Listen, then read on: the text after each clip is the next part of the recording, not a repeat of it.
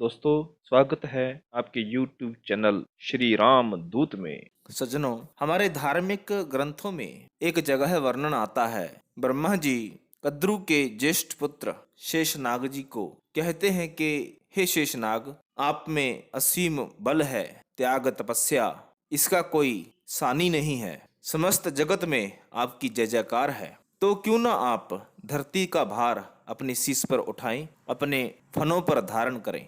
और प्रसंग कहता है कि शेषनाग जी सागर में प्रवेश कर धरती को अपनी शीश पर धारण करते हैं। अब क्योंकि विज्ञान का समय है और प्रत्येक व्यक्ति विज्ञान सम्मत किसी तथ्य को स्वीकार करने में रुचि दिखाता है, तो यहाँ अनेकों लोग प्रश्न करते हैं कि धरती शेषनाग के शीश पर कैसे टिक सकती है। क्यों?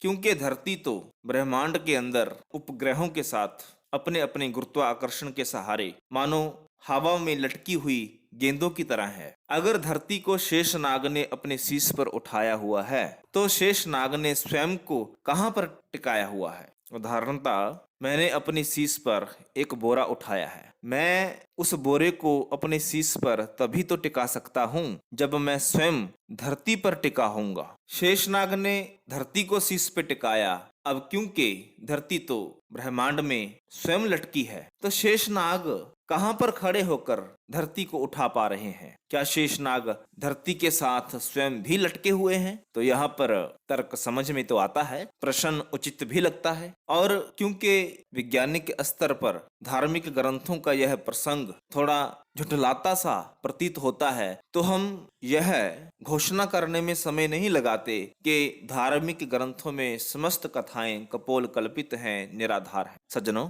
धरती सचमुच शेषनाग के फन पर टिकी है। इसमें कुछ भी मिथ्या भाषण नहीं है, 100% सत्य है। लेकिन कैसे? वास्तव में धार्मिक ग्रंथों की जो रचना हुई है, उसमें बहुत सारी बातें अलंकृत भाषा में लिखी गई हैं। अलंकृत भाषा अर्थात जैसे हम भी सामान्य बातें जब करते हैं तो अनेकों अलंकृत भाषाओं का प्रयोग करते हैं। जैसे हम अक्सर कहते हैं कि पूरा घर मेरे सिर पे टिका हुआ है, अगर मैं ना हूं तो सब बर्बाद हो जाए। और सुनने वाला व्यक्ति भी इस बात को स्वीकार कर लेता है कि हाँ भाई साहब, पूरा घर तो आप ही के सिर पे टिका हुआ है। तो क्या आपने किसी को देखा है कि अपना घर अपने शीश पर टिकाकर कोई व्यक्ति चलता हो? यह हो ही नहीं सकता। वास्तव में यह एक अलंकृत भाषा है। और धार्मिक ग्रंथों में शेषनाग के शीश पर धरती का टिकना, यह भी एक अलंकृत भाषा में प्रयोग किया गया बहुत बड़ा सत्य है। धरती कैसे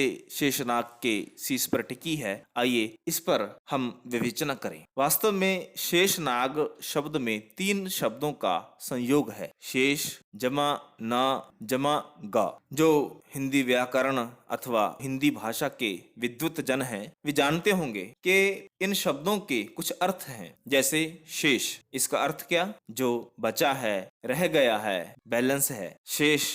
और फिर ना का अर्थ नहीं। और फिर गा का अर्थ क्या है? का शब्द प्रयोग होता है ईश्वर के लिए, खा शब्द प्रयोग होता है अंतःकरण के लिए, और गा शब्द प्रयोग होता है अंत होना, इसके लिए। तो शेष नागा, अगर इनके अर्थ को हम लोग जोड़ें, शेष नाग अर्थात वह बचा हुआ, शेष बचा हुआ, जिसका अंत ना गा नहीं हो। अर्थात सृष्टि में जब प्रलय होगी तो चींटी से हाथी तक, जमीन से आसमान तक सब कुछ समाप्त हो जाएगा। लेकिन इस अवस्था में भी कुछ ऐसा शेष है जिसका अंत नहीं होगा। सब कुछ समाप्त होने के पश्चात भी कोई है जो समाप्त नहीं होता। तो वह कौन है जो समाप्त नहीं होता? मेरा आशय आप समझ गए होंगे कि केवल ईश्वर परम पिता परमात्मा ही है जो समाप्त नहीं होता, नष्ट नहीं होता। तो धरती किस पर टिकी है? शेषनाग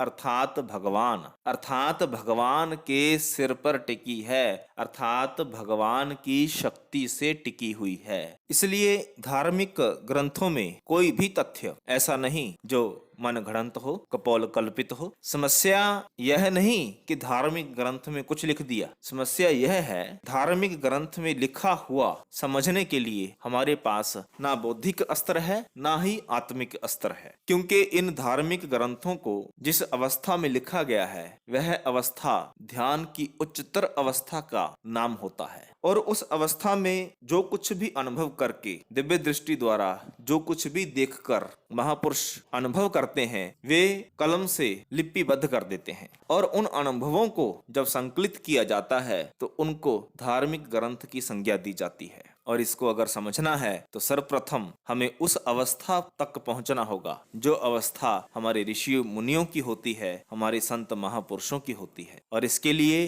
केवल बौद्धिक स्तर ही काफी नहीं होता, इसके लिए आपको आत्मिक स्तर पर उतरना होगा, दिव्य दृष्टि के माध्यम से हमारे शरीर के भीतर उतरना होगा, और निश्चित ही किसी ऐसे साधु के पास जाना ही होगा जो साधु इन समस्त धार्मिक ग्रंथों का मर्म जानता हो। और ऐसे साधु करोड़ों में कोई विरले होते हैं जो भीतर जाने की कला तो जानते ही हैं, और उनकी शरणागत जो भी होता है वे उसको भी उस कला से श्रृंगारित कर देते हैं। सज्जनों, यह प्रसंग अगर आपको अच्छा लगा हो तो कृपया लाइक करें, शेयर करें, और हमारे YouTube चैनल श्री रामदूत को सब्सक्राइब अवश्य करें, साथ में बेल आइकॉन दबाते हुए। धन्यवाद। जय श्री राम।